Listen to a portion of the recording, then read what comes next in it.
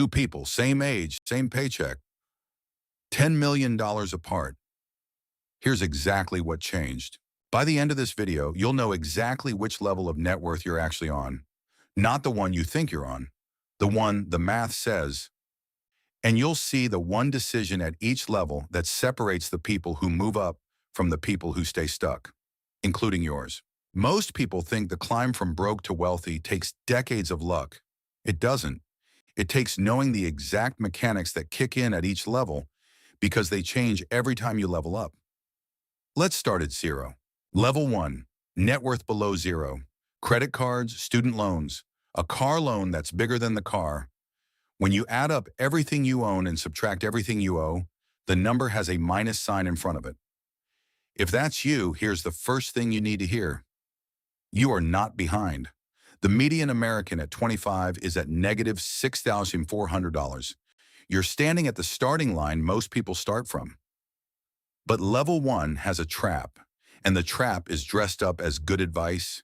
Start investing now. Here's why that fails at this level.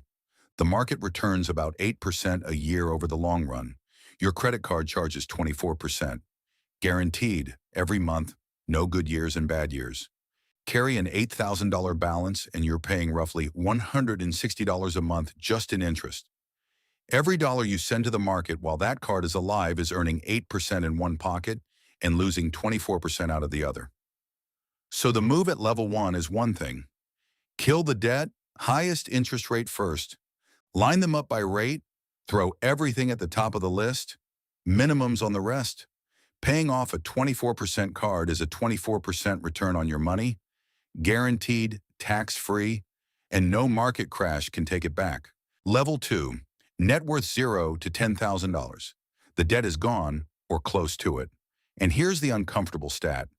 Most Americans spend their entire working lives at this level. The defining feature of level 2 is fragility.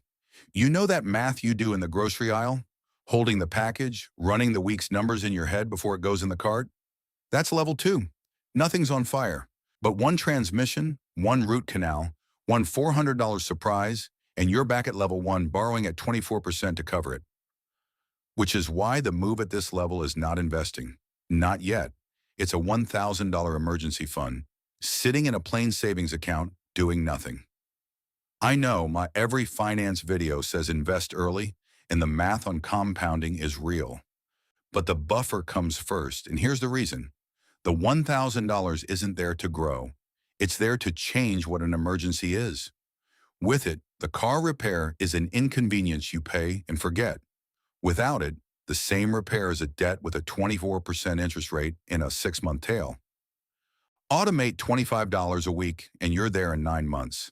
That's about $1,300 a year, and it buys the thing money is actually for at this level, not returns. Stability. Level 3, $10,000 to $100,000. The emergency fund exists. You're contributing to a 401k, and for the first time, compound interest starts to notice you exist. Two mechanics matter here. First, if your employer offers a match, say they put in 4% when you put in 4%, that is the only place in finance where someone doubles your money the moment you deposit it. Take all of it. Every year you don't is a raise you refused. Second, and this is the one that decides your next 20 years, what you do with raises, here's the level 3 fork. When the raise lands, the people who stay at level 3 upgrade the car, the apartment, the lifestyle, and their savings rate quietly stays exactly where it was. The people who climb send the raise to the portfolio before they ever feel it in their checking account. The numbers on that choice are not small. An extra $100 a month, one modest raise, invested at that same 8% becomes roughly $149,000 over 30 years from one raise.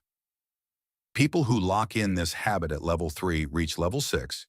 People who don't stay at level 3 forever, earning more every year and somehow never further ahead. Level 4, $100,000 to $500,000. This is where most successful professionals peak and stop. You own a home. The retirement accounts are real now. By every normal standard, you've made it. So why do some level 4 households climb while most plateau for life? Watch where the monthly cash flow goes. The ones who plateau spend it on the mortgage, the two-car payments, and a lifestyle that expands to fit every raise. Comfortable and completely dependent on the next paycheck. The climbers do something different with the same dollars. They start buying things that pay them back, assets that produce income. That can be the rental next door with the for rent sign. Rent comes in every month whether you got out of bed or not. It can be as quiet as an index position that pays dividends. $300,000 invested at a 2% dividend yield hands you about $6,000 a year without selling a single share. The form matters less than the function. Money that makes money while you sleep. The move at level 4 is to buy your first income-producing asset, because it breaks the pattern where your paycheck is the only engine you have. At level 4, you can afford a second engine. Most people just never build one. Level 5, 500,000 to 2 million. Most people never see this level, and the ones who arrive discover something nobody warned them about. The biggest expense in their life is no longer the house or the kids. It's taxes. At level 5, tax strategy quietly starts to matter more than saving another $100 a month. 3 examples in plain English. A Roth conversion, moving retirement money across the line in a low-income year, paying tax on it now so it never gets taxed again. Tax loss harvesting, selling an investment that's down to cancel the tax bill on one that's up.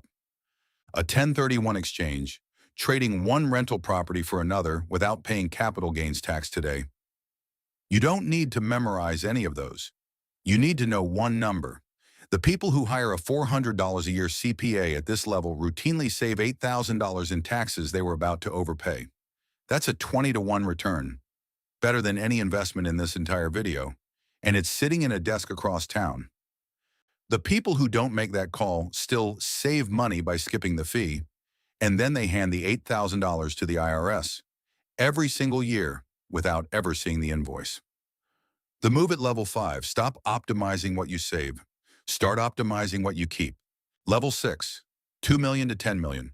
The game changes completely, because somewhere in this range, your money starts out-earning you. At $2 million, that same 8% return generates about $160,000 a year. Your investments now make more than most salaries, possibly more than yours. Which means your biggest question is no longer, how do I earn more? It's how do I protect what exists, and how does it outlive me? At level 6, a single lawsuit, one car accident, one slip on your rental property steps can wipe out 20 years of discipline in one judgment. So the climbers build walls before they need them. A trust so assets pass to your kids without a courtroom deciding. An LLC around the rental so a tenant's lawsuit can reach the property but not your family's accounts. An umbrella policy, a few $100s a year that stacks an extra $1 million of liability coverage on top of everything else. Estate planning so the wealth transfers on your terms. Here's the level 6 mindset shift, and it sounds harsh until the day it isn't. Assume someone will eventually try to take it. Not because people are evil, because that's statistically what happens to visible wealth. Build the walls first, then keep climbing. Level 7, 10 million and above. Now forget what Instagram told you this looks like, because the reality is almost the opposite. People at level 7 rarely wear logos you'd recognize. The cars are understated.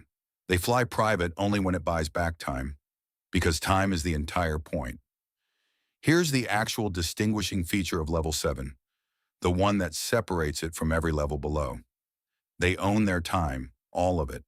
They work. Most of them work a lot, actually. But they work because the problem is interesting, not because the mortgage is due. There's a version of you that wakes up on a Tuesday and the calendar is yours. That's what the 10 million buys, not the balcony, the Tuesday. And because the money already works harder than they ever could, the question at level 7 turns outward. Legacy. What does this outlast? Kids who understand money instead of inheriting confusion. A business that runs without you. A family that starts its next generation at level 4 instead of level 1. The move at level 7 isn't financial at all. It's deciding what the wealth was for. And most people who get there will tell you they wish they'd answered that question 3 levels earlier. So, which level are you on right now? Be honest, not the level you feel like on a good day. The one the math says, write it down. Then look at the move at that specific level because that's your only move. Skipping levels always fails. It's the level 2 saver day trading on a phone app instead of finishing the emergency fund. It's the level 4 homeowner researching trusts while their cash flow leaks into car payments. The strategy above your level is a distraction. The strategy below it, you've already done. Your level 3 discipline matters more than my level 6 tax strategy. The wealthy didn't get there by doing all 7 things at once. They got there by mastering the step directly in front of them, and then the next one.